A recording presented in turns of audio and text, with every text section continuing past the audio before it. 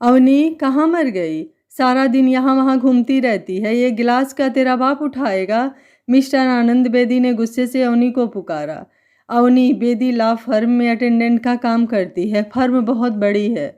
यहाँ 10 के करीब वकील है। बड़े से हॉल में सभी के अलग अलग टेबल लगे हुए हैं। हर कोई फाइल्स पेपर वगैरह ऐसे बिखेर कर रखता मानो दोबारा उनकी ज़रूरत नहीं पड़ेगी। अवनी सुबह से शाम तक इन पेपर्स को इकट्ठा करके पीछे रखे रैक्स में सेट करती। इस बीच किसी को पानी, किसी को चाय, किसी को खाना, जो भी कोई मांगता लाकर देती। कई बार जब बॉस बुलाता तो वो दूसरे कामों के कारण जा नहीं पाती और जब वो जाती तो बास की डॉट सुनती। अवनी, कानों में रुई डाल ली हो या बहरी हो गई हो? सुनाई नहीं देता? 1 घंटे से बुला रहा हूँ मैं। बॉस ने फिर आवाज़ लगाई। इन सब की अवनी को अब आदत हो गई थी। ऐसा नहीं था कि उसे बुरा नहीं लगता था, बस उसे काम की ज़रूरत थी, इसलिए चुपचाप सुनती रहती। वो बास के कमरे में जाती और किसी गूंगी बहरी लड़की की तरह उसके सारे काम कर देती। तेरी यही बात पसंद नहीं, मुझे जवाब नहीं देती। अगर कोई कुछ कहता है तो पलट कर जवाब तो दे। चल आ यहाँ चाय पी ले। उसे चुप देखकर बॉस का भी दिल पिघल जाता। अवनी 12वीं में थी जब पापा बीमार हुए। उन्हें पैरालिटिक अटैक हुआ था और अब वो चल फिर नहीं सकते थे। उन्हें नहलाना धुलाना, उनके कपड़े बदलना, ये काम वो नहीं कर सकती थी।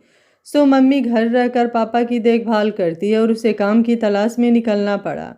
कई जगह काम किया, लोगों के बर्तन माजे, सफाई का काम किया, पर हवस के भूखे लोग हर जगह नोचने को बैठे मिलते। दिखने में सुंदर थी तो हर कोई उसे छूने की पाने की कोशिश करता मानो वो उनकी जागीर हो। अगर शिकायत करती तो उल्टा इल्ज़ाम इस पर ही लगता। इसे ऐसे ही काम करते बदलते 3 साल निकल गए। एक घर में काम करते वक्त एक दिन घर में मालकिन के बेटे के सिवा कोई नहीं था। उसने इसे अकेले पाकर पकड़ लिया। ये बड़ी मुश्किल से बचकर भागी। बाद में उन्होंने इसी पर चोरी का इल्ज़ाम लगा दिया। फिर उसे कहीं काम नहीं मिला। 3 महीने बिना काम के घर में बैठी तो मम्मी को लोगों से उधार लेना पड़ा। फिर पापा के एक दोस्त ने उसे यहाँ काम दिलवा दिया। 7 महीने हो गए यहाँ पर काम करते, पर एक बात का सुकून है कि यहाँ कोई उसे गंदी नज़र से नहीं देखता। उसके बाद मिस्टर आनंद सिंह बेदी, वो उसके पापा की हम उम्र के थे। जुबान से चाहे जितना भी कड़वा बोलते हैं, पर दिल के बहुत अच्छे हैं, इसलिए ये भी यहाँ पर टिकी हुई है। वो रोज की तरह कामों में लगी थी। जब ज़रा फ्री हुई तो फ़ोन देखा। मम्मी के 10 मिस कॉल थे। उसने फ़ोन किया तो दूसरी तरफ से उसके मम्मी की नहीं बल्कि उसके मामा बोले, बेटा कब से फ़ोन कर रहे हैं, तुम फ़ोन उठा क्यों नहीं रही हो? तुम्हें बताना था, तुम्हारे पापा नहीं रहे, जल्दी घर आ जाओ। अवनी के हाथों से फ़ोन छूट गया। उसे समझ नहीं आया कि क्या करे। वो एकदम शांत हो गई। वो कुछ देर बैठी रोती रही, फिर खुद को संभाल कर बॉस के पास गई। सर, मुझे छुट्टी चाहिए। कोई काम ढंग से नहीं करती, अब छुट्टी चाहिए मैडम को? बस घूमने को चाहिए, बाकी का काम क्या तेरा बाप करेगा? बॉस ने हमेशा की तरह कहा। जी, मेरे पापा की डेथ हो गई है, बोलकर वो रो पड़ी। सुनकर बॉस के हाथ भी एक बार को कांप गए। उन्हें भी बहुत दुख हुआ। वो बोले, अच्छा बेटा रो मत, जाओ तुम घर जाओ। वो जाने लगी तो उन्होंने रोका। रुको जरा, मैं स्टाफ से बात करता हूँ, हम सभी चलते हैं तुम्हारे साथ। कहकर उसने स्टाफ से बात की। सारा स्टाफ उसके साथ उसके घर चल दिया। वो बास की कार में सपना मैडम के साथ बैठी थी। वो बिल्कुल शांत बैठी, बीती बातें याद कर रही थी। उसके पापा एक कपड़ा फैक्ट्री में वर्कर थे। उन्होंने सारी उम्र वहीं बिताई, खुद तंगी काटी, पर उसे अच्छे स्कूल में पढ़ाया।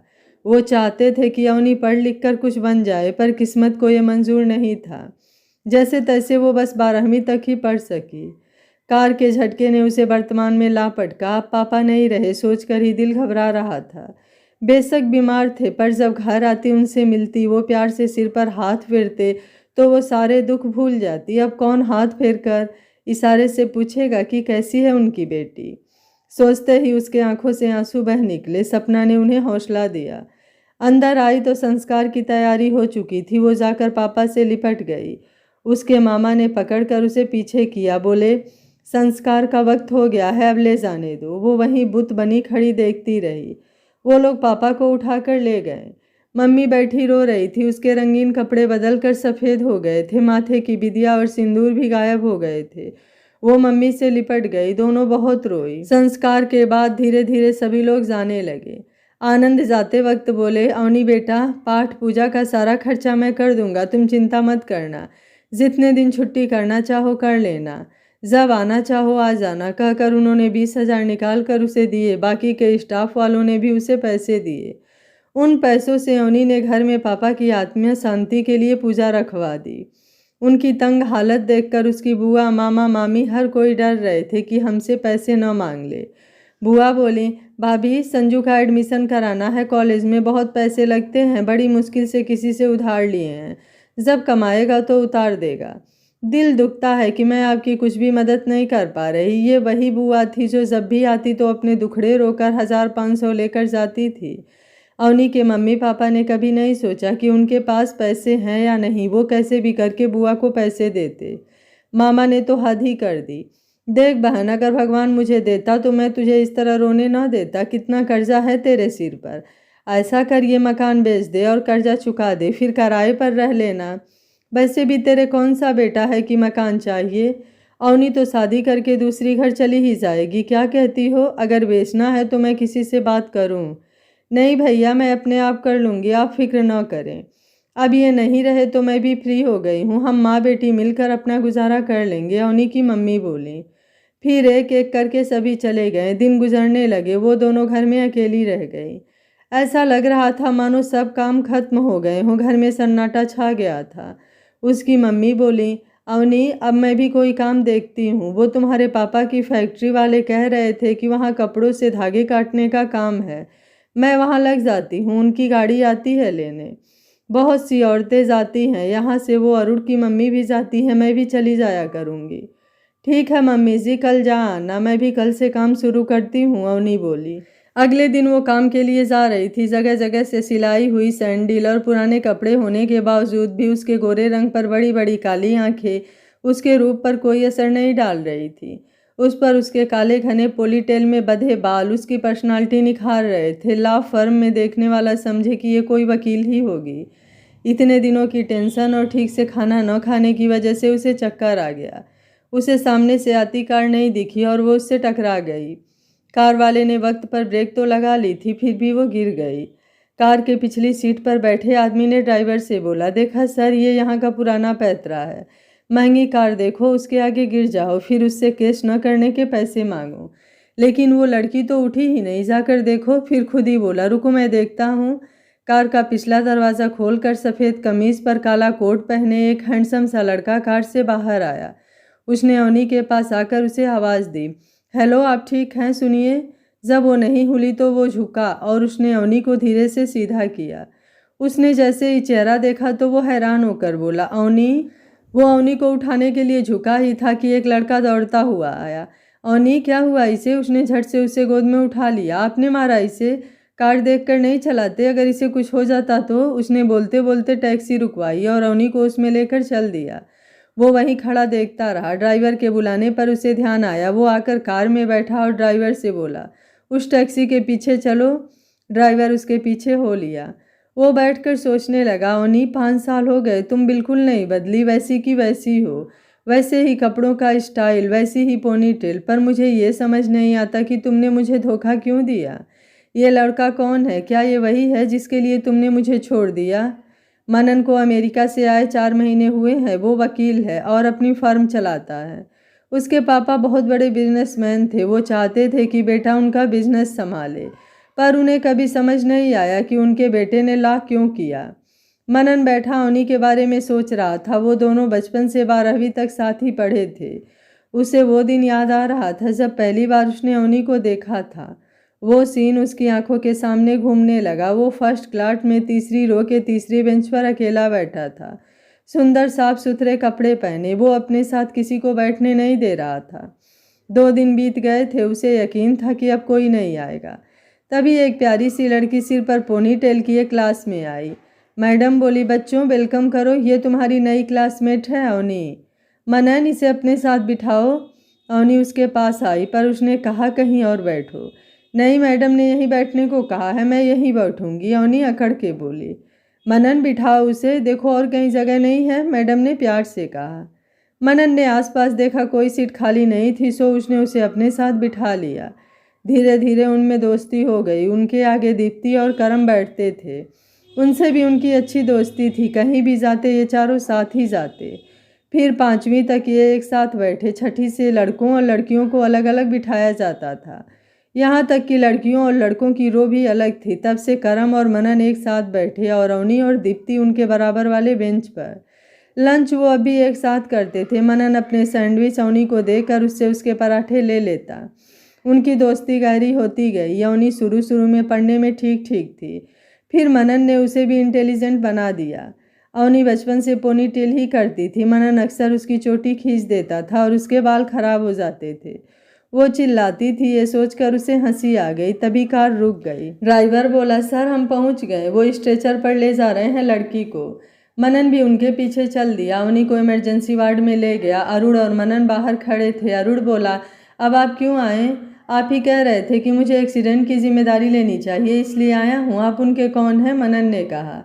हम पड़ोसी हैं, ये मेरी बहन जैसी है, अरुण बोली।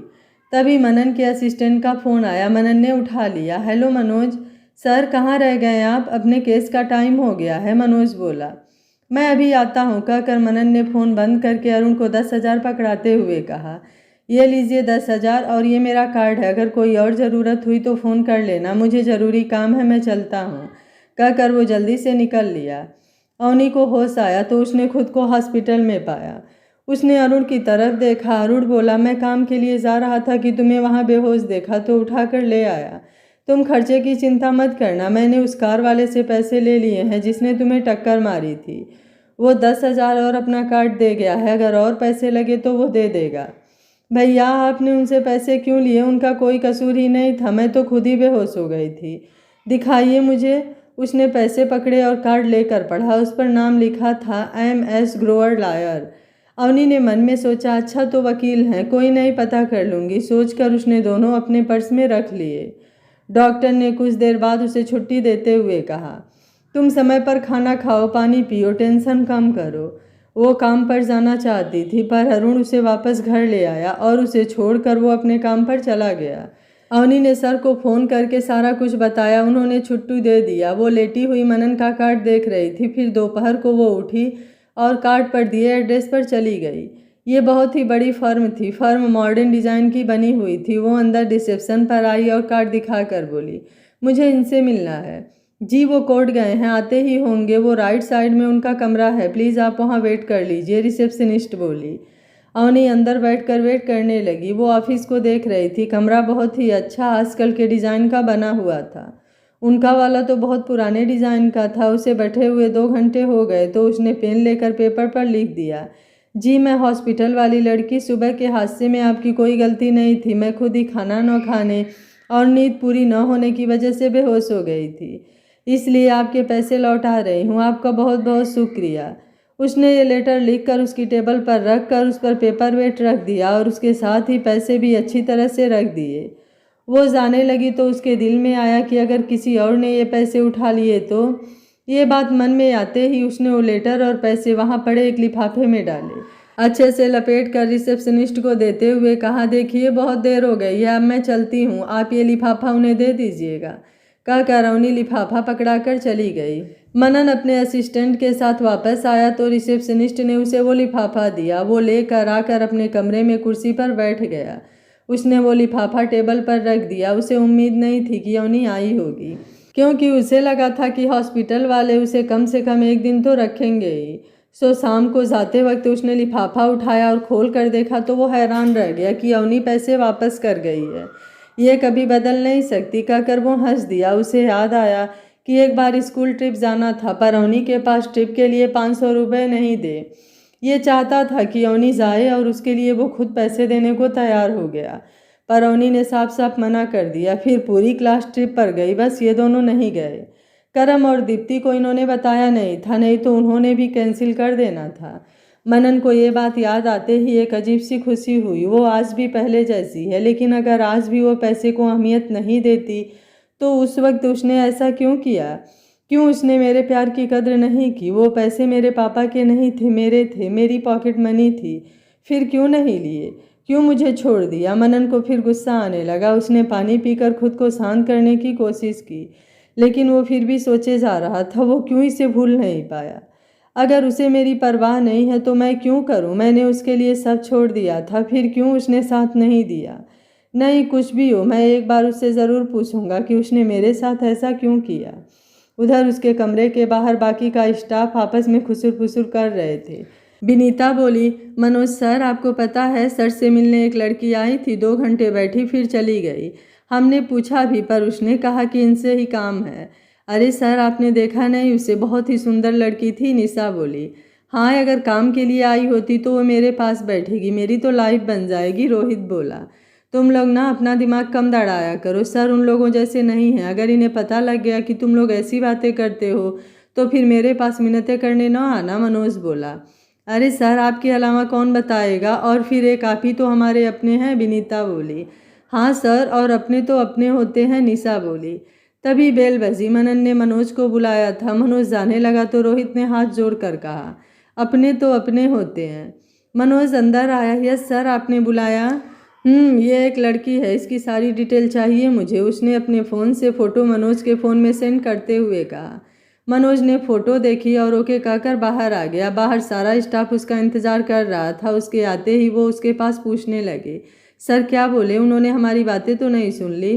अभी सुनी तो नहीं है, अगर ऐसे ही बातें करते रहे तो ज़रूर सुन लेंगे। चलो जल्दी जल्दी अपना काम करो, मनोज ने उन्हें डराते हुए कहा। फिर वो अपने काम पर लग गया। अवनी घर वापस आ गई थी। वो आकर लेट गई। आज मम्मी भी काम पर गई हुई थी, सो घर खाली खाली लग रहा था। वो लेटी लेटी सोच रही थी कि जिंदगी ऐसी क्यों है। शाम को माँ घर आई तो उसे घर में देखकर पूछा, तू आज काम से जल्दी आ गई? नहीं मम्मी, मैं गई ही नहीं, वो जा ही रही थी कि चक्कर आ गया और मैं गिर गई। वो तो अरुण भैया मेरे पीछे थे तो वो मुझे हॉस्पिटल ले गए। क्या ठीक तो है तू? चक्कर क्यों आए? क्या कहा डॉक्टर ने? अवनी की मम्मी ने पूछा। कुछ नहीं, डॉक्टर बोले कि सब ठीक है, बस समय पर खाना खाने और नींद पूरी करने को कहा है। अवनी बोली, हाय भगवान भी हमारे पीछे ही पड़ गया है, सच कह रही हूँ, कहीं चोट तो नहीं आई?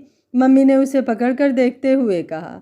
नहीं मम्मी जी, मैं एकदम ठीक हूँ, और उस कार मालिक ने 10,000 रुपये दिए थे पर मैं जाकर वापस कर आई। अवनी बोली, बहुत अच्छा किया बेटा। आपका काम कैसा रहा? अवनी ने पूछा। ठीक है बेटा, जितना मैं समझती थी उससे भी आसान है, मम्मी बोली। अगले दिन वो फिर अपने समय पर काम पर निकली। वो उसी रोड पर बस स्टैंड की तरफ जा रही थी कि कल वाली जगह एक कार खड़ी दिखाई दी। वो कार के पास से गुजरी कि कार का दरवाज़ा खुला। उसमें से मनन निकला और उसे पुकारा, अवनी। अवनी ने पीछे मुड़कर देखा तो उसे देखकर वहीं खड़ी रह गई। तुम इंडिया कब आए? शुक्र है पहचाना तो, मैं तो सोच रहा था कि इग्नोर कर दोगी या पूछोगी आप कौन है। मनन बोला, मनन मुझे जल्दी है, काम पर जाना है, ये बस निकल गई तो लेट हो जाऊंगी। अवनी बोली, अवनी तुम बिल्कुल नहीं बदली, आज भी वैसे ही बिहेव करती हो जैसे कल करती थी।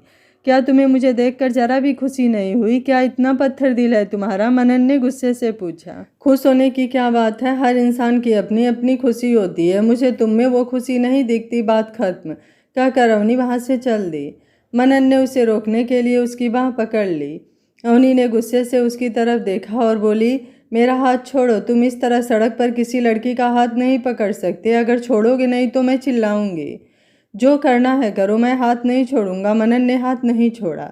फटाक, अवनी ने उसके चेहरे पर जोर से थप्पड़ मारा। तुम क्या समझते हो कि तुम ऐसे परेशान करोगे और मैं कुछ नहीं कहूँगी? मेरी बात सुनो, दूर रहना मुझसे, आगे से कभी अपनी शक्ल न दिखाना। थप्पड़ लगते ही मनन ने हाथ छोड़ दिया और अवनी भागकर बस में चढ़ गई। मनन वहीं खड़ा जाती हुई बस को देखता रहा। उसका एक हाथ गाल पर था। उसे समझ नहीं आ रहा था कि नाराज तो मुझे होना चाहिए क्योंकि धोखा उसने दिया है, उल्टा वो मुझे थप्पड़ मारकर चली गई। एक तो चोरी, ऊपर से सीना जोरी। आखिर मेरा कसूर क्या है? यही कि मैं उससे प्यार करता हूँ। उधर बस में बैठते ही अवनी रो पड़ी। उसने जिस हाथ से थप्पड़ मारा था उस हाथ से खून आ रहा था। असल में उसने बस से चढ़ते वक्त गुस्से से हाथ बस के दरवाजे पर मारा। वहाँ लोहा थोड़ा सा उखड़ा हुआ था, उसी से इसका हाथ कट गया। उसने खून को बहने दिया। उसके दिल में थप्पड़ मारने का दर्द इतना ज़्यादा था कि उसे चोट का दर्द महसूस नहीं हो रहा था। जो थप्पड़ उसने मनन को मारा वो उसके दिल पर लगा था। उसका दर्द वो बर्दाश्त नहीं कर पा रही थी। वो सोचने लगी, मनन क्यों क्यों तुम दोबारा आ गए? मैं आराम से जी रही थी, तुमने मेरी ज़िंदगी फिर से हिला दी। मैं तुम्हारे लायक नहीं हूँ। तुम आसमान के चाँद हो और मैं एक जुगनू हूँ जिसने तुमसे प्यार करके तुम्हारी रोशनी में अपने पंख जला लिए। अब ना मैं उड़ सकती हूँ और न ही जगमगा सकती हूँ। भगवान क्यों हमारे दिलों में एक दूसरे के लिए प्यार जगाया? जब हमारे रास्ते ही अलग करने थे तो हमें एक दूसरे की ज़िंदगी में लाए ही क्यों? जब हमें एक दूसरे की तकदीर में लिखना ही नहीं था तो क्यों दोबारा मिलाया? हाथ में तेरा हाथ तो था, पर तू हाथ की लकीर में ना था। तू ज़िंदगी में तो मिला मुझे, पर मेरी तकदीर में ना था। वो मन ही मन शायरी कर रही थी और रो रही थी। उसे वो दिन याद आ रहा था जब ये 10वीं क्लास में थे और अगले साल नए स्कूल में लगने की बात हो रही थी, क्योंकि वो स्कूल 10वीं तक था। तब एक दिन जब वो घर आ रही थी तो मनन उसके पीछे आया और उसके साथ चलते हुए बोला, सुनो अवनी, कौन से स्कूल में एडमिशन लोगी? पता नहीं, मैं तो सरकारी स्कूल में ही ले सकती हूँ। तुम तो जानते ही हो प्राइवेट स्कूलों की फीस बहुत ज़्यादा होती है, अवनी बोली। ठीक है, मुझे बता देना, फिर एक ही स्कूल में लेंगे। मैं तुमसे अलग स्कूल में नहीं पढ़ सकता, मैं तुम्हारे साथ ही लूँगा, मनन बोला। लेकिन तुम इतने पैसे वाले हो, तुम्हें तो किसी भी टॉप के स्कूल में एडमिशन मिल जाएगा। तुम मेरे लिए ऐसा क्यों कर रहे हो? अवनी ने पूछा। क्योंकि मैं तुम्हें चाहता हूँ अवनी, आई लव यू। मैं तुमसे दूर नहीं रह सकता और मैं रहना भी नहीं चाहता, मनन बोला। क्या मनन, ये क्या कह रहे हो तुम? अवनी ने हैरान होकर पूछा। मैं सच कह रहा हूँ, मैं नहीं जानता कि ये कब हुआ, पर जब से प्यार को जाना है, समझा है, तब से मैं तुमसे प्यार करता हूँ। अब तुम मेरी आदत बन गई हो। तुमसे दूर जाने के बारे में सोचकर भी दिल डरता है। मनन ने अपने प्यार का इजहार किया। उसके चेहरे की चमक बता रही थी कि वो अवनी से कितना प्यार करता है। मनन, तुम्हें लड़कियों की कमी थोड़े ही है। तुम्हें तो कोई भी अच्छी लड़की मिल जाएगी, मैं तो मामूली सी गरीब लड़की हूँ, अवनी हैरान होकर बोली थी। नहीं, मुझे कोई और नहीं, मुझे बस तू चाहिए। क्या मैं तुझे पसंद नहीं? नहीं, मुझे कोई और नहीं, मुझे बस तू ही चाहिए। क्या मैं तुम्हें पसंद नहीं? अवनी, मुझे तुम्हारी गरीबी से कोई मतलब नहीं है। देख, मैं सारी उम्र तेरे साथ रहूँगा। मेरा प्यार हमेशा ऐसा ही रहेगा, कभी बदलेगा नहीं। मनन खुश था कि आखिर उसने अपने दिल की बात अवनी को बता दी थी। नहीं, ऐसा नहीं है, मैं भी तुम्हें पसंद करती हूँ। बस इस बात का डर लगता है कि तुम इतने अमीर हो और हम बहुत ही गरीब। हम कभी एक नहीं हो सकते, अवनी बोली। ये किस जमाने की बात कर रही हो? अब कोई अमीर गरीब नहीं है, आजकल प्यार से मतलब है। बस तुम मेरे साथ रहना, मनन बोला था। उसके लिए इतना कहना आसान था। अवनी जब आज सोचती है तो उसे वो सब एक सपना लगता है, मानो सदियां गुजर गई हो। उन दोनों ने सरकारी कॉलेज में एडमिशन लिया, जबकि दीप्ति और करम ने दूसरे प्राइवेट कॉलेज में एडमिशन लिया। वो पढ़कर वकील बनना चाहती थी, जबकि मनन ने तो अपने पापा का सपना पूरा करना था। दोनों स्कूल में एक साथ ही रहते थे। मनन को किसी का डर नहीं था। एक दिन मनन ने पूछा, तुम वकील क्यों बनना चाहती हो? बस कोई बात नहीं है, यूं ही बचपन से मन में वकील बनने का सपना देख रही हूँ। मेरे पापा का सपना है, इसलिए बनना चाहती हूँ। वो चाहते हैं कि मैं वकील बनूं, अवनी बोली। मैं तुम्हारा ये सपना पूरा करने में मदद करूंगा, मनन ने कहा। बेटी बेटी, तुम्हारे हाथ से खून आ रहा है, कंडक्टर उसे कह रहा था। वो अपने ख्यालों से बाहर आई। उसने देखा कि हाथ से बहुत खून बह रहा था। बस में काफ़ी खून गिर गया था। उसने रुमाल अपने हाथ में लपेटा और बोली, सॉरी अंकल जी, मैंने देखा नहीं। उसने टिकट के पैसे देते हुए बोली। कोई बात नहीं, उतर कर दवा लगा लेना, कंडक्टर ने टिकट देते हुए कहा। अवनी अपने स्टॉपेज पर उतरी और अपने ऑफिस की तरफ चल दी। मनन कार में उसके पीछे था, उसे पता ही नहीं चला। मनन कार से उतरकर उसके पीछे पीछे चल दिया। वो ऑफिस में घुसी तो उसने फर्म का नाम पढ़ा। वो वहाँ से लौट आया। कार में बैठकर वो सोच रहा था, तो आखिर तुम वकील बन ही गई। चलो फिर तो मिलते ही रहेंगे। मुझे देखकर खुशी नहीं हुई ना? कोई बात नहीं। जो तुमने आज प्यार दिखाया है वो प्यार तो तुम्हें वापस करना ही पड़ेगा। तुमसे फिर मिलूंगा तो पूछूंगा कि ये थप्पड़ क्यों मारा। वो अंदर आई तो सब उसके पास आ गए और उसके पापा का अफसोस किया। तभी सपना की नज़र उसके हाथ पर पड़ी। ये क्या हुआ? वो लगभग चिल्लाते हुए बोली। कुछ नहीं, बस का लोहा उखड़ा हुआ था, वो लग गया, अवनी बोली। सपना फर्स्ट एड बॉक्स ले आई और उसके जख्म पर पट्टी करने लगी। तभी मिस्टर बेदी की आवाज़ आई। कहाँ मर गए सब? ये काम क्या अवनी आके करेगी? सबने उसकी तरफ देखा और हंस पड़े। मिस्टर बेदी ने जब देखा कि कोई नहीं आ रहा है, न जवाब दे रहा है, तो उठकर चिल्लाते हुए बाहर आए। मुझे तुम लोगों ने समझ क्या रखा है? 1 घंटे से बुला रहा हूँ, आना तो दूर, कोई जवाब भी नहीं दे रहा। सभी ने जहर खा लिया कि सांप सूंघ गया सबको। भगवान, ऐसे निकम्मे एम्प्लॉय मुझे ही मिलने थे। उन्होंने एक जगह इकट्ठे हुए स्टाफ की तरफ देखा तो उन्हें अवनी दिखी। वो उसके पास आए। अवनी, तुम कब आई? ये क्या हुआ? इतना खून, ये चोट कैसे लग गई? उन्होंने अवनी से पूछा। कुछ नहीं सर, वो बस में दरवाजे पर लोहे की पत्ती से कट गया।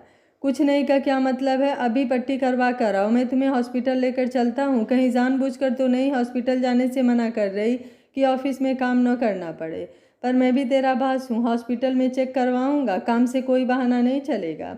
फिर वहाँ से तू मेरे साथ कोर्ट चलना, मुझे एक तारीख पर जाना है। कहकर वो जानबूझकर उसे साथ लेकर चल दिए, क्योंकि उन्हें डर था कि उसके जाने के बाद कहीं बाद में स्टाफ उससे कोई काम न करवाए।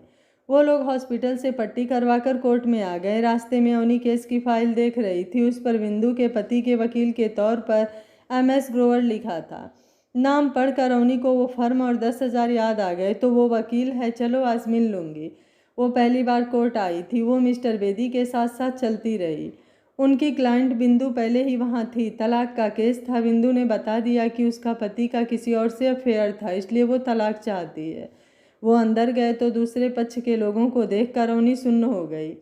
बिंदु के पति का वकील मनन था। वो सोचने लगी, ओह, तो ये SM का मतलब मनन सिंह है। मैं और कुछ ही समझती रही।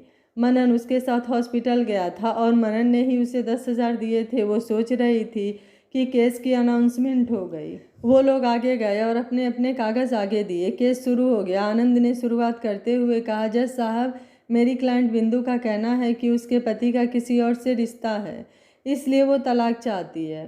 सर, ये सरासर झूठा इल्ज़ाम है। मेरे क्लाइंट केशव, जो मिसेज बिंदु के पति का कहना है कि असल में बिंदु खुद बदचलन आवारा है। इस कारण से केशव ने कई बार इसे समझाया, लेकिन ये नहीं मानी तो केशव ने इसे खर्चा देना बंद कर दिया। तो इसने ये इल्ज़ाम लगाकर केस कर दिया। जज ने बारी से उन दोनों को अपनी बात कहने का मौका दिया। दोनों ही एक दूसरे पर धोखा देने का आरोप लगा रहे थे। जज साहब बोले, देखिए, आप लोग अपनी बात को साबित करने के लिए सबूत लेकर आइए, उसके बाद कोई फैसला होगा। आपको 1 हफ्ते का समय देते हैं, कहकर जज ने उन्हें भेज दिया। दोनों क्लाइंट वापस चले गए। अवनी चुपचाप सर झुकाए बैठ गई। मनन आनंद के पास आकर पैर छूकर बोला, प्रणाम सर, बहुत नाम सुना है आपका। मैं भी आप जैसा बनना चाहता था। वहाँ अमेरिका के कॉलेज में टीचर आज भी बच्चों को प्रेरित करने के लिए आपके उदाहरण देते हैं। फिर अवनी को देखकर उसकी तरफ हाथ करके पूछा, ये आपकी असिस्टेंट है? जीते रहो बेटा, लगन से काम करोगे तो ऊपर तक जाओगे, कहकर उन्होंने अवनी की तरफ देखा और बोले, ये मेरी असिस्टेंट है भी और नहीं भी, आनंद ने कहा। तब अवनी ने सर उठाया और बोली, सर चलें, कहकर वो चलने लगी तो फिर उसे चक्कर आ गया। मनन ने उसे थाम लिया, नहीं तो वो नीचे गिर जाती। मनन ने उसे बिठाया और बोला, अगर किसी का BP 24 घंटे बढ़ा रहे तो चक्कर तो आएंगे ही, किसी और को नहीं तो कम से कम बंदे को डॉक्टर की बात मानकर रेस्ट करना चाहिए। ये क्या कह रहे हो तुम? आनंद ने पूछा। मेरा मतलब है कि कल ये सड़क पर मेरी कार के आगे बेहोश हो गई थी और इन्हें हॉस्पिटल जाना पड़ा था। तो जब कल तबीयत खराब थी तो आज रेस्ट कर सकती थी ना? मनन बोला। क्या अवनी, तूने मुझे बताया नहीं कि कल ये सब हो गया था? मैं तो समझा कि टिटनेस के टीके के कारण चक्कर आ गया, आनंद बोले। टिटनेस का टीका? मनन ने हैरान होकर पूछा। हाँ, वो आज सुबह बस से हाथ कटवा लाई है। इस लड़की का मैं क्या करूं, अपना ध्यान बिल्कुल नहीं रखती, आनंद ने कुछ गुस्से से कहा। मनन ने उसके दोनों हाथ पकड़ लिए और पट्टी वाला हाथ देखकर मुस्कुराते हुए बोला, तुम बिल्कुल नहीं बदली। अगर अपने हाथ को तकलीफ देनी ही थी तो थप्पड़ मारा ही क्यों था? कहकर उसने उसका हाथ चूम लिया। उसकी आंखें नम हो गई थी। अवनी ने अपना हाथ खींच लिया और बोली, इस चोट का थप्पड़ से कोई संबंध नहीं है, बस में लोहे की पत्ती निकली हुई थी, वो लग गई। तुम्हें बचपन से जानता हूँ, मुझसे ज़्यादा खुद को तुम खुद भी नहीं जानती। मुझसे तुम कुछ छुपा नहीं सकती। तुम्हें आज तक अपनी समझ तो आई नहीं, तुम मुझे क्या समझोगे, कहकर वो उठकर खड़ी हो गई। जब मनन बोलता तो आनंद मनन को देखते और जब अवनी बोलती तो वो उसकी तरफ देखते। उनकी गर्दन टेबल टेनिस का मैच देखने वाले की तरह एक बार इधर एक बार उधर हो रही थी। वो हैरान थे कि ये हो क्या रहा है। वो गुस्से से अवनी को बिठाते हुए बोले, बैठ जा मेरी माँ, तुझे समझ नहीं आता कि चक्कर आ रहे हैं और बैठने की जगह मैडम को जाने की पड़ी है। यहाँ बैठो और मुझे बताओ कि तुम दोनों एक दूसरे को कैसे जानते हो। उसका गुस्से वाला लहजा सुनकर वो चुपचाप बैठ गई। जी हम क्लासमेट हैं, मनन बोला। कौन सी क्लास के? जी वो 1ली से 12वीं तक के, मनन बोला। तुम दोनों 12 साल साथ रहे, कमाल है अवनी, तूने कभी बताया ही नहीं कि तू इन्हें जानती है। आनंद की बात सुनकर अवनी बोली, सर ऐसे तो मैं कितनों को जानती हूँ, मैं किस किस को याद रखूँ, ये कोई ऐसा खास नहीं है कि मैं आपको बताती। अच्छा, क्या आप मुझे बताएंगी आपके लिए खास क्या है? मनन ने उसके ही स्टाइल की नकल करते हुए कहा। सर आप शायद फ्री हैं, पर हमारे पास बहुत काम है, हम चलते हैं, अवनी ने मनन को कहा और वहाँ से चल दी। तुम कभी नहीं बदल सकती, यूं पीठ दिखाकर जाने की आदत गई नहीं तुम्हारी। उस वक्त भी तुम मुझे पीठ दिखाकर चली गई, सुबह मिली तो बिना वजह थप्पड़ मारा और चली गई। अब फिर ऐसे ही जा रही हो। मुझे जानना है कि क्यों तुमने मुझे धोखा दिया, क्यों वादा करके आई नहीं। जब तक जवाब नहीं दोगी मैं तुम्हें जाने नहीं दूंगा। मनन को अब गुस्सा आने लगा था। उसकी बातें सुनकर आनंद को कुछ समझ आ गया था। वो बोले, देखो अवनी, मैं तुम्हारे पिता के समान हूँ, किसी भी रिश्ते को इस तरह अधूरा नहीं छोड़ते। इस तरह ये अधर में लटकता रहेगा। तुम दोनों बैठकर बात करो, मैं अगला केस निपटा कर आता हूँ, कहकर वो चले गए।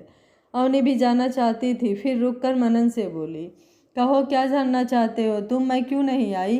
क्या करती मैं आकर? वैसे भी अकला गई थी, मुझे इसलिए नहीं आई। पहले हम बच्चे थे, मुझे अपने बीच के फासले के बारे में पता नहीं था। जब पता चला तो मैंने सब छोड़ दिया। तुम्हारे लिए ये सब एक खेल था क्या? दिल किया तो हाथ पकड़ लिया, दिल किया तो छोड़ दिया। मैंने प्यार किया था तुमसे और सिर्फ तुमसे। तुम्हारे लिए सब कुछ किया, तुम्हारे लिए खुद को बदला और तुम पल में बदल गई। एक बार भी नहीं सोचा कि मुझ पर क्या बीतेगी, कहकर मनन रोने लगा था। देखो ये तमाशा मत करो, लोग देख रहे हैं, इसमें रोने की क्या बात है? मैंने तुम्हें धोखा नहीं दिया। धोखा तब होता अगर मैं तुम्हारी अमीरी का फ़ायदा उठाकर तुम्हारे साथ अमेरिका चली जाती, तुम्हारे पैसों से पढ़ाई करती, तुम्हारे पैसों से खाती पीती, लेकिन शादी किसी और से करती। नहीं, मैं इतनी गिरी हुई नहीं हूँ, जो मेरा नहीं है वो मैं क्यों लेती। बस मेरी गलती ये हुई कि मैं तुम्हारी बातों में आ गई। बचपना था, इट्स ओके, हो जाता है। जल्दी अकला गई, अवनी बोली। एक आखिरी सवाल, क्या तुमने मुझे कभी प्यार नहीं किया? दिल पर हाथ रख कर कहना, मनन ने उसके चेहरे की तरफ देखते हुए पूछा। नहीं, मुझे कभी तुमसे प्यार नहीं था, दोस्ती ज़रूर थी, फिर इस बात के डर से कि तुम नाराज़ न हो जाओ। तुम्हारी हर बात मानती गई, बस यही मेरी गलती थी। आई एम सॉरी, अवनी ने खुद पर काबू रखते हुए कहा। मनन का दिल चूर हो गया। 17 साल से मैं बस एक नाम के कारण जिंदा था। अवनी मर गई। वो अवनी, मैं ही पागल था जो दोस्ती को प्यार समझता रहा। क्यों क्यों क्यों मेरे ही साथ ऐसा होना था? कसूर क्या था मेरा? हद से ज़्यादा प्यार किया था उसे मैंने। भगवान तुझसे ज़्यादा उसका नाम लेता था। क्या इस बात की सज़ा दी तूने मुझे? पर यह भी तो याद कर कि तुझे जितनी बार याद किया इसी की वजह से किया। अगर ये न होती तो मैं तेरी मिन्नतें न करता। मनन भगवान को कोसता चलता चला गया। अवनी उसे जाते हुए देख रही थी। उसका दिल रो रहा था। दिल कह रहा था कि रोक लो अवनी, उसे रोक लो, पर वो कैसे रोक लेती उसे? यही तो चाहती थी कि वो उससे दूर, बहुत दूर हो जाए। वो अपनी बदकिस्मती का साया उस पर पड़ने नहीं देना चाहती थी। वो उसे कार की तरफ जाते हुए देख रही थी। उसकी पीठ से लग रहा था कि वो कितना टूटा हुआ है। अवनी के आंसू भी बह निकले। किसी को क्या कहे, वो खुद ही अपने प्यार की दुश्मन बन गई। वो मनन को देख रही थी। वो उसकी आंखों से ओझल हो गया। उसे लगा मानो उसके शरीर से जान निकल गई। उसकी आंखों से आंसू बह निकले। वो अपने आंसू पोंछे जा रही थी और आंसू निकले जा रहे थे। उसे डर था कि आने जाने वाले लोग क्या कहेंगे। मनन आकर कार में बैठ गया और स्टीयरिंग पर सर रखकर रो पड़ा। अवनी मुझसे प्यार ही नहीं करती थी, मैं पागल था। मैंने इसे प्यार क्यों किया? सब इस दिल की गलती है। वो अपने दिल पर मुक्के मारने लगा और जोर जोर से रोने लगा। क्यों क्यों क्यों तुम्हें उससे प्यार क्यों हुआ? क्यों? उसका फ़ोन बज रहा था पर वो उठा नहीं रहा था। उसे अब किसी की ज़रूरत नहीं थी, जिसे उसने अपना सब कुछ समझा। जब वही उसका नहीं हुआ तो किसी का वो क्या करेगा? उसे सारी दुनिया ही बेकार लग रही थी। इतना दुखी वो उस दिन एयरपोर्ट पर नहीं हुआ था जब ये वादा करके भी नहीं आई थी। फिर उसके बाद इसके फ़ोन ना आने पर भी इतना दुख नहीं हुआ था। इसे आस थी कि हो सकता है उसके पापा बीमार हों, इसकी मजबूरी होगी, इसका फ़ोन खराब हो गया होगा। ये सब इसके दिल ने इसे समझाया था, पर आज उसने साफ कह दिया कि उसे मुझसे प्यार ही नहीं। फ़ोन लगातार बजे जा रहा था। वो उठाकर स्विच ऑफ करने लगा तो करम का नंबर देखकर उसने फ़ोन उठा लिया। वो कुछ बोलता उससे पहले ही करम बोल पड़ा। क्या हुआ? पहले तो इतने दिन हो गए इंडिया आए हुए, फ़ोन तक नहीं किया, और अब जब मैं कर रहा हूँ तो उठाता नहीं है। मैंने भी सोच लिया था साले कि आज तो बात करके ही रहूँगा। करम कैसा है तू? मनन ने ढीली सी आवाज़ में पूछा। मनन क्या हुआ? तेरी आवाज़ ऐसी क्यों आ रही है? तू तू रो रहा है? क्या हुआ? कहाँ है तू? मैं आता हूँ अभी, करम ने उससे कहा। मैं कोर्ट आया था, जानता है वहाँ मुझे कौन मिली? चल तू आजा, फिर बात करते हैं। ऐसा कर, इंडियन कैफ़े में मिलते हैं, कहकर मनन ने कार स्टार्ट कर दिया। मनन इंडियन कैफ़े में आकर बैठ गया। वो सोच रहा था कि करम का उससे पिछले जन्म का कोई नाता होगा। जब भी वो उदास होता है तो करम उसे फ़ोन कर देता है और आकर उससे बात करता। महज उससे बात करके वो अपना दुख भूल जाता था। उस दिन एयरपोर्ट पर भी जब अवनी नहीं आई तो करम वहाँ आ गया और इसे समझाया कि उसकी कोई मजबूरी होगी, तू चला जा, मैं भी कुछ दिनों में आ जाऊंगा। फिर उसने अपनी बातों में लगाकर उसे प्लेन में बैठा दिया। अगर अकेला होता तो ये जाता ही नहीं, पर उसकी बातों ने इसे हिम्मत दी। फिर अमेरिका जाकर भी जब ये दुखी था और वापस आने के तरीके खोजता था तो करम वहाँ पहुँच गया और इसे हौसला देकर वकील बनवा ही दी। ऐसा दोस्त हर एक की लाइफ में होना चाहिए। वो बैठा सोच ही रहा था कि करम आ गया और आते ही उसने मनन को गले लगा लिया। इंडिया आकर बताया ही नहीं, मिलना तो दूर, ये तो किसी ने बताया तो मुझे पता चला। क्या ये ज़रूरी है कि हर बार मैं ही फ़ोन करूँ? तुम्हारी कोई ड्यूटी नहीं बनती, या मैं ही सिर्फ तुम्हें दोस्त मानता हूँ? तुम मुझे कुछ नहीं समझते। यार सॉरी, क्या करूँ, जब से आया हूँ बहुत बिजी हूँ। पहले फर्म खोली, वर्कर रखे, कुछ केस आए। तुझे पता है सबसे ज़्यादा तलाक के केस है। पहले सोचा था कि बस बड़े केस ही लूँगा, पर क्या करता, सभी तलाक के ही केस आए तो लेने पड़े। आज भी वही केस लड़कर आ रहा हूँ। तुझे पता है कल मुझे अवनी मिल गई, मनन ने अपनी मजबूरी बताते हुए कहा। अच्छा, करम ने यूं ही कहा।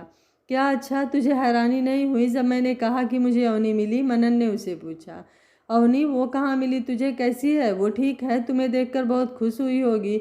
मुझे तेरी बात सुनाई नहीं दी थी, यूं ही कह दिया। वो मेरे कार के आगे बेहोश हो गई और मैंने खर्चे के 10,000 रुपये दिए, पर वो हमेशा की तरह वापस कर गई। फिर मैं अगले दिन उसे उसके स्टॉपेज पर मिलने गया, लेकिन उसने बात भी नहीं की, उल्टा मेरे को थप्पड़ मारकर चली गई। आज कोर्ट में मिल गई। वो मशहूर वकील आनंद की असिस्टेंट है। जानते हो उसने क्या कहा? वो कहती है कि उसने मुझे कभी प्यार किया ही नहीं, सिर्फ दोस्त समझती थी और दोस्ती टूट न जाए इसलिए वो मेरी हर बात मानती रही।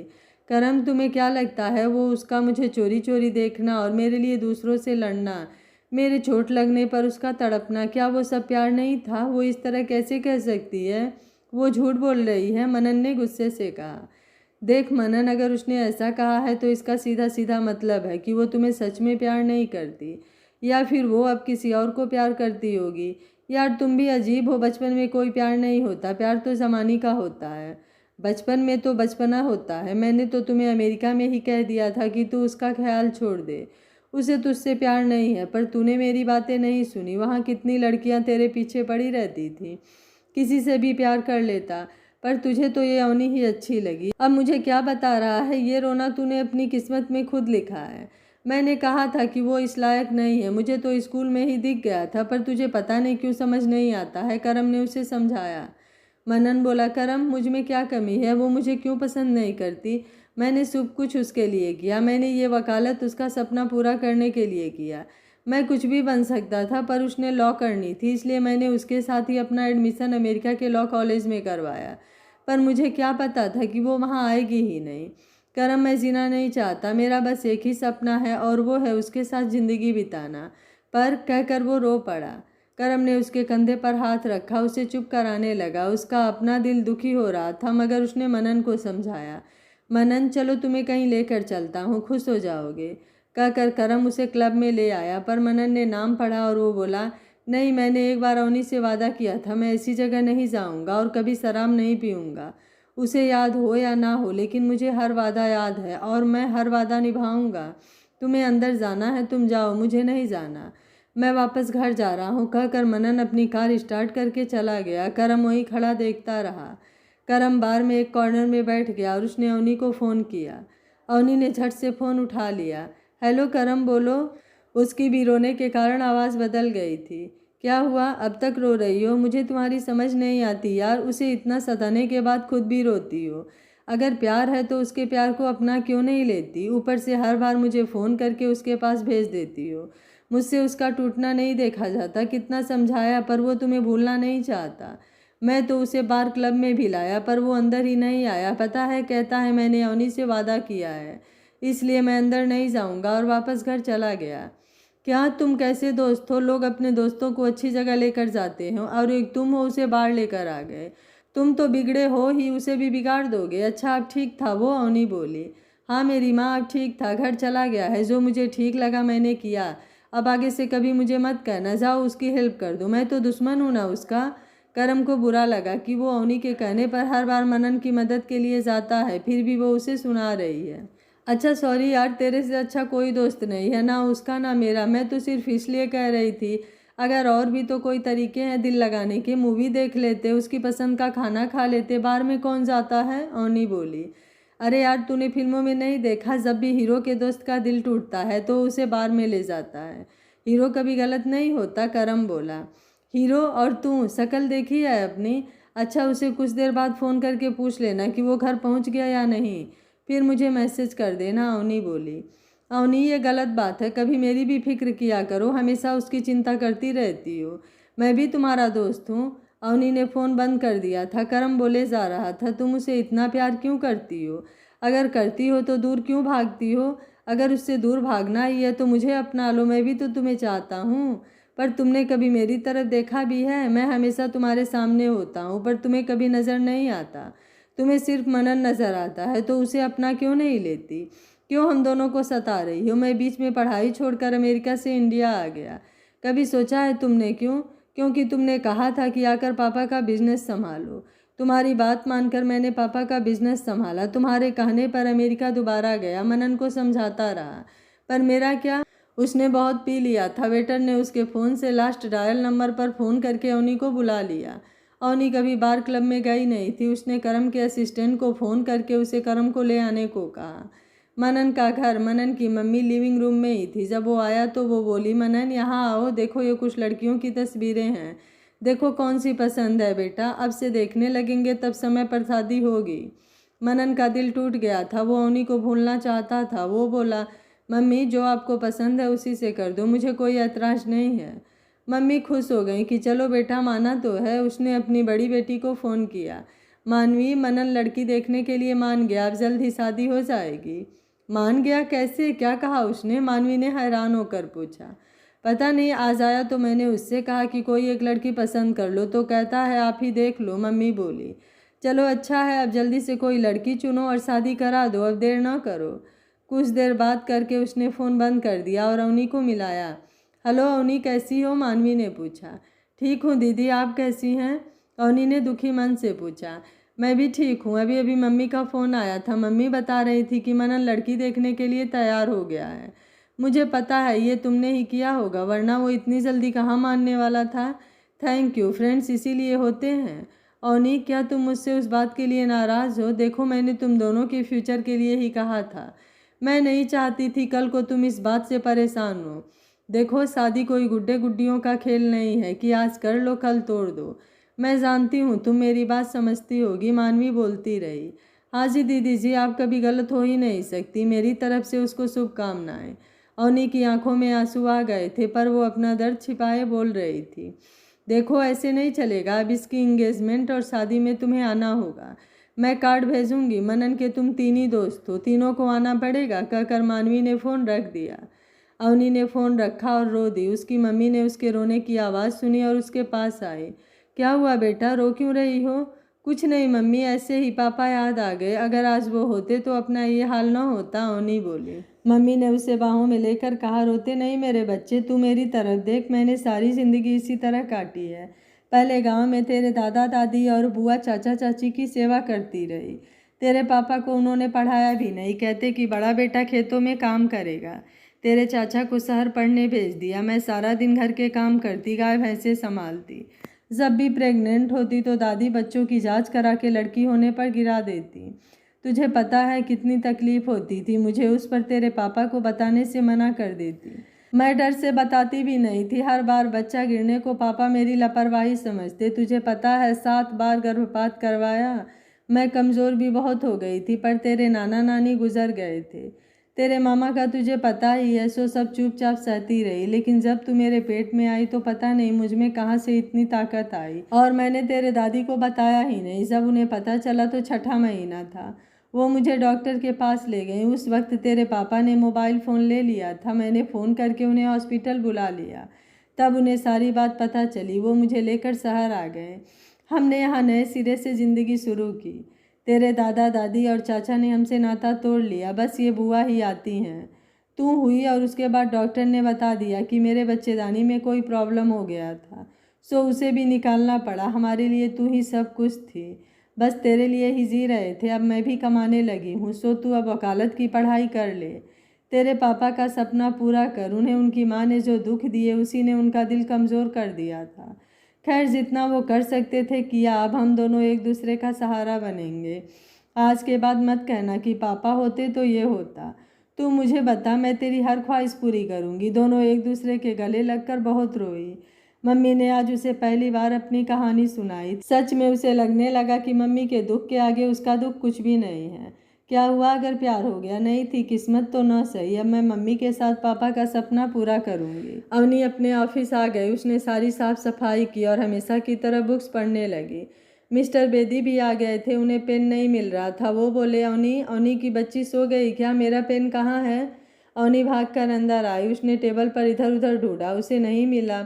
सर जी रखा तो यहीं था। कहकर जैसे ही उसने सर की तरफ देखा तो उसकी हंसी छूट गई। मुझे मेरा पेन नहीं मिल रहा है और तुम्हें हंसी आ रही है? आनंद को गुस्सा आ गया। सर, पेन आपके कान पर टंगा है, अवनी ने हंसते हुए कहा। पता है, मैं तो जानबूझकर कह रहा था कि तू खुश हो जाए, उसने अपनी शर्मिंदगी को छुपाते हुए कहा। सर, मैं लॉ करना चाहती हूँ, अवनी बोली।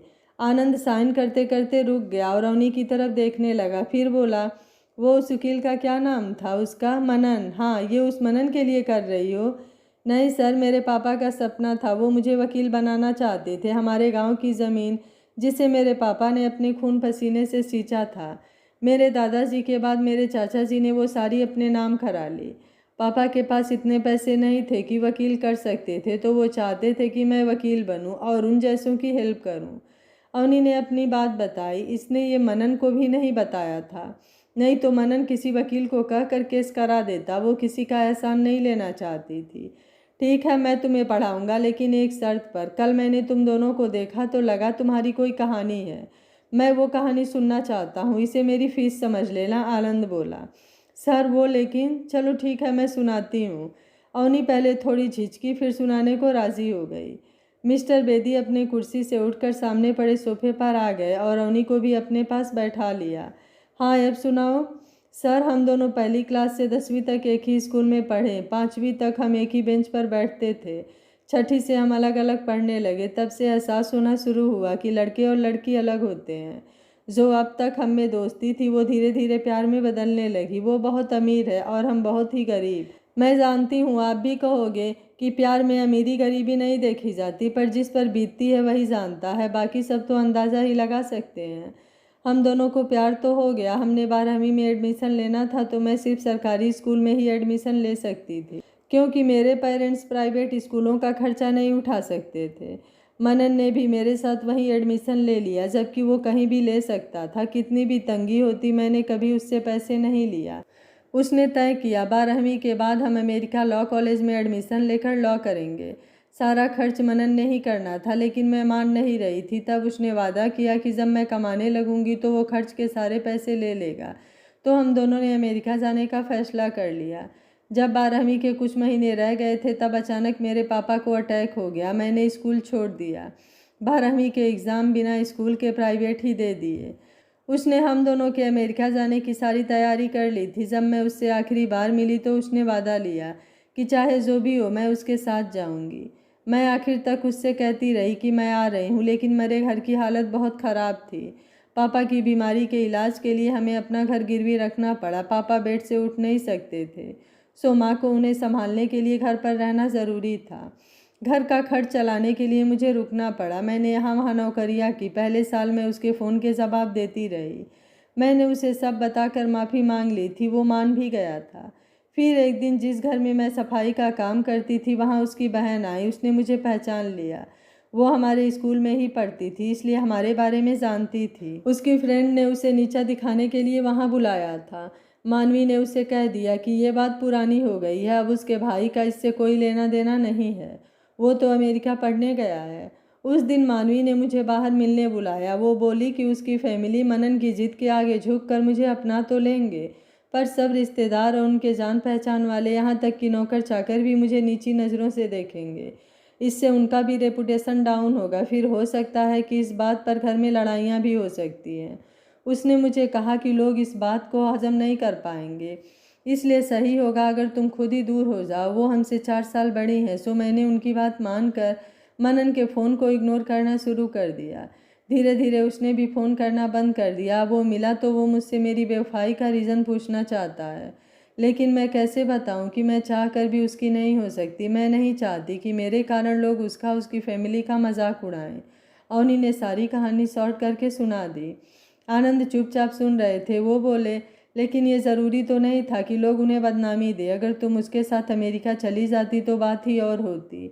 फिर मेरे मम्मी पापा का क्या होता सर? उन्होंने मेरे लिए अपना घर बार छोड़ा, अपना पेट काट काट कर मुझे अच्छे स्कूल में पढ़ाया। अब जब उन्हें मेरी ज़रूरत पड़ी तो मैं बाहर चली जाती। किस लिए? अपने पापा का सपना पूरा करने उन्हें मरता छोड़ जाती। मैं ऐसा नहीं कर सकी। अवनी रो पड़ी। देखो ये बात गलत है। तुम इतनी स्ट्रांग और रोती क्यों हो? तुमने जो किया ठीक किया। मैंने देखा है आजकल की लड़कियां महीने 2 महीने के प्यार के पीछे अपने माँ बाप का बरसों का प्यार भूल जाती हैं। और वो लड़के भी ये नहीं सोचते कि जो लड़की अपने माँ बाप को छोड़कर आपके साथ आ गई वो कल किसी और से प्यार होने पर उसके पास भी चली जाएगी। मैं इतने सालों से यहाँ हूँ। ज़्यादातर तलाक के केस इन लव मैरिज वालों के ही होते हैं। आनंद ने उसकी तारीफ करते हुए कहा। हाँ जी सर, मेरा भी यही मानना है कि माँ बाप से ज़्यादा तुम्हें कोई और प्यार नहीं कर सकता है। अवनी बोली। अच्छा, मैंने कल उसकी बातों से जाना कि वो तुम्हें अब भी चाहता है। लड़का अच्छा है, तुम उसे अब तो अपना सकती हो। आनंद बोले। मैंने अब वो हक खो दिया है। मैंने कल उससे कह दिया कि मैंने कभी उससे प्यार किया ही नहीं। वो बहुत दुखी हुआ था, रोता हुआ वापस गया था। और जानते हो, उसकी बहन ने मुझे बताया है कि उसने अपनी मम्मी को कह दिया है कि वो अपनी पसंद की लड़की से उसकी शादी करवा दे। वो तैयार है। आनंद ने उसे हौसला देते हुए कहा।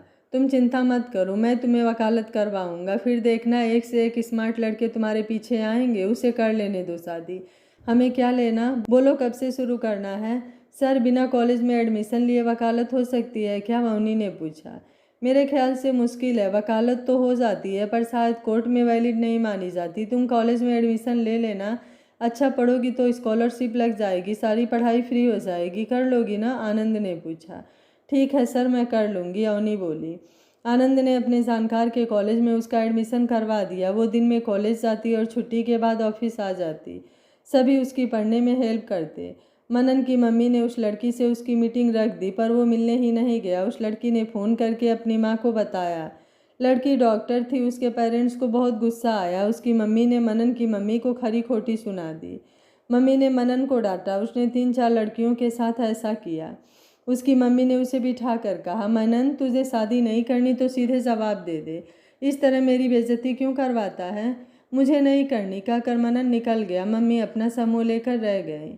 उसके बाद मम्मी ने उसे परेशान करना छोड़ दिया था। मनन के असिस्टेंट ने उसे अवनी के बारे में सब कुछ बताया। उसके पड़ोस से पता चला कि उसके पापा की बीमारी ने उसे बिल्कुल तोड़ दिया था। वो बहुत ही तंगी में आ गए थे। उसने पढ़ाई की जगह लोगों के घरों में पोछे बर्तन का काम किया। एक जगह इस पर चोरी का इल्ज़ाम भी लगा, लेकिन लोग कहते हैं कि उनके लड़के ने इसके साथ छेड़खानी की। इसने विरोध किया तो उन्होंने उल्टा इसी पर चोरी का इल्ज़ाम लगा दिया। फिर इसने 1-2 महीने काम नहीं किया और मौजूदा जगह पर हेल्पर के काम में लग गई। जिस दिन वो आपकी कार के आगे बेहोश हुई थी उस दिन उसके पापा की डेथ को 15 दिन हुए थे, इसलिए वो परेशान थी। सर, आजकल वो लॉ कॉलेज में पढ़ने लगी है। अभी महीना भर ही हुआ है। वो मिस्टर आनंद ने इसे यहाँ लगवा दिया है। भाई, किस केस पर चर्चा हो रही है, हमें भी तो बताओ। मनन का पार्टनर और उस बेस्ट फ्रेंड विपिन अंदर आते हुए बोला। कुछ नहीं, उसी अवनी के बारे में पता लगाने को कहा था इसे। मैं भी भूल गया और ये भी भूल गया। आज इतने साल बाद इसे याद आया है तो वही बता रहा था। यार, क्या ये हो सकता है कि हम कभी कभी वो देखते हैं जो हमें दिखाया जाता है, जबकि हकीकत कुछ और होती है? मनन बोला। हाँ, ऐसा होता तो है। तेरे कहने का मतलब है कि अवनी सब कुछ दिखाने के लिए ही कर रही थी। असल में वो तुझसे प्यार करती है पर नफरत करने का नाटक कर रही थी। यही कह रहा है तू कब उसके जाल से निकलेगा? अब छोड़ भी दे, भूल जा उसे। वो तेरी नहीं हो सकती, विपिन बोला। विपिन, मेरा दिल झूठ नहीं बोल सकता। मेरा दिल कहता है कि उसकी मजबूरी थी, मनन बोला। तू ऐसे नहीं मानेगा। मैं अभी करम से पूछकर बताता हूँ। उसने उसी वक्त करम को फ़ोन किया। करम ने फ़ोन बजते ही उठा लिया।